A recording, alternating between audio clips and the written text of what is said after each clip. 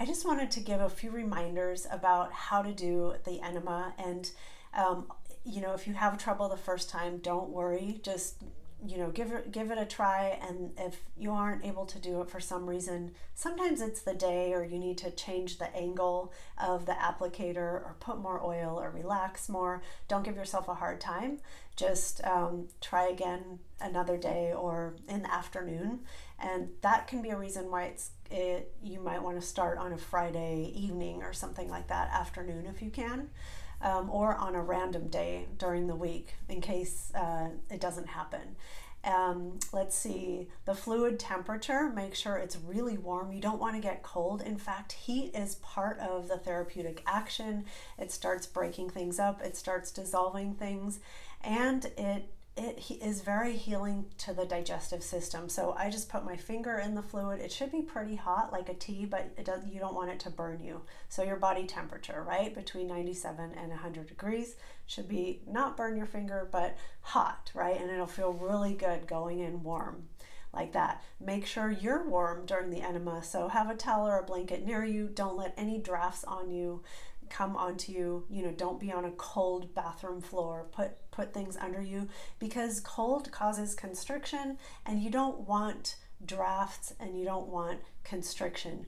You want everything to release down. And so that's what leads to the next part, which is how can we maximize what comes out? And there are different techniques, and I think it's important to use different ones and try what works for you, and to change it up because they all work differently. So, the most basic technique is you'll lift your hips up so that with gravity, the water is going up higher toward your small intestine and liver.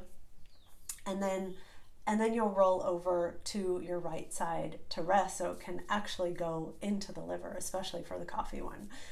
But beyond that, there's movement and stillness, and they both have their function. So movement has to do with, some people will literally do a shoulder stand or go upside down, lay off the bed, do a handstand. You want as much to go up as possible. You want to shake it up. You might do cat-cow. You might do downward dog. You might do deep breathing in the cat-cow. And another thing that's really nice to do is to physically, deeply press in with your fingers, with your hands, like the 3 fingers on each hand, and just a gentle but very firm, deep press into the organs wherever you feel you want to, and just hold it there deep. And you're kind of like squeezing out those lymph nodes. You can do a little bit of movement, circular movement and massage, or just deep, still press and hold, and then lift and move to a different area, wherever you feel intuitively, just squeezing it out, kindly, massaging those organs with gentleness and love, and releasing everything out, going all around, the belly button and the entire abdominal area. That's another thing to do.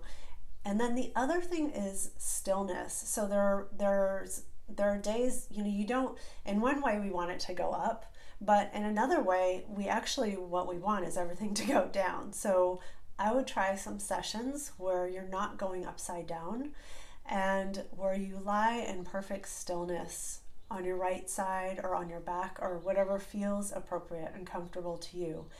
And on that right side, so it's kind of going into the liver, the reason you want stillness is because you want to tune in and feel everything release. You even want to intend that everything releases and detoxes from the cells of all your body, your toes, especially if you have toenail fungus or things going on with your feet, diabetes, you don't get circulation there. You want to wake up those nerves.